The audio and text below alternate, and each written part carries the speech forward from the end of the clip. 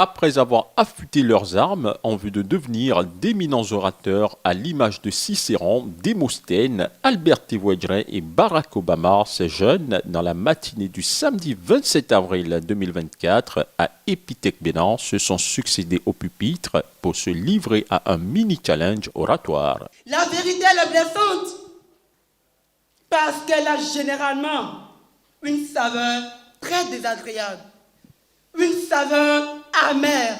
Elle est mordante comme celle de la quinine ou du café. Le pouvoir bascule. Un roi tombe. Un autre se dresse. Fin de règne. Fin de cycle. L'histoire se renverse. Si la souris est obligée de fuir la présence du chat, cela voudra dire qu'ils ne peuvent pas cohabiter. C'est la même chose qui se passe dans les relations entre les personnes. Laissez-moi vous dire ceci. Chacun est façonné par son environnement familial, social, culturel et par ses propres expériences.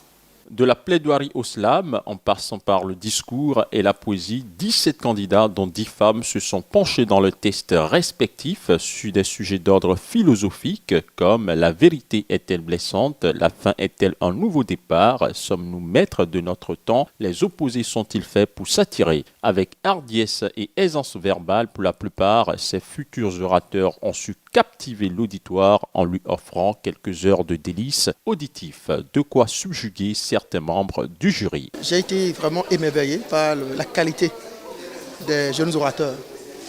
J'avoue que je suis surpris. Je ne pouvais pas m'attendre à cette cuvée.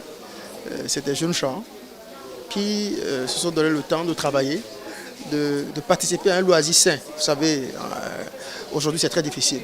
Ce qui passionne beaucoup plus les jeunes, c'est des activités loin de celles de ce concours d'art oratoire. Nous pouvons dire que nous avions vu en cette journée des candidats motivés, des candidats éloquents qui ont bien préparé leurs tests et qui nous ont fait vivre de très bons moments de prise de parole en public. Cette première confrontation des cerveaux n'a pas compté pour du beurre dans les rangs des candidats qui en sont repartis édifiés. J'avoue que je suis vraiment impactée et très joyeuse. Aujourd'hui, par exemple, j'ai appris qu'il ne faut pas forcément attendre ou bien espérer captiver l'attention du public, par exemple, avant de savoir s'il faut continuer à argumenter sa thèse ou il faut se rétracter. Ça, par exemple, c'est quelque chose que j'ai appris aujourd'hui. Également, je ne savais pas que dans un discours oral, il ne fallait pas énoncer l'annonce du plan, c'est-à-dire de façon structurée, comme si on était à l'écrit et tout. Pour la meilleure candidate de cette première étape, le résultat obtenu est le fruit d'efforts inlassablement consentis. J'ai pris le temps de me former. J'ai pris le temps de participer déjà à d'autres compétitions qui m'ont aguerri, qui m'ont apprêté et qui m'ont vraiment donné certaines performances. Donc venir à Eloquentia, il a suffi que je travaille mon sujet, le sujet que j'ai choisi.